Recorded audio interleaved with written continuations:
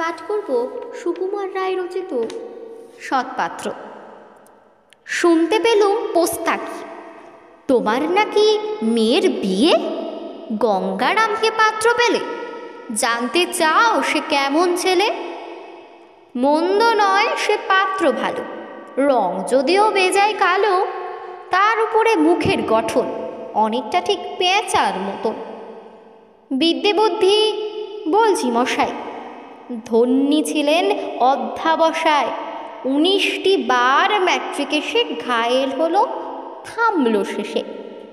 বিষয় আশয় গরিব বেজায়, কষ্টে সৃষ্টে দিন চলে যায়।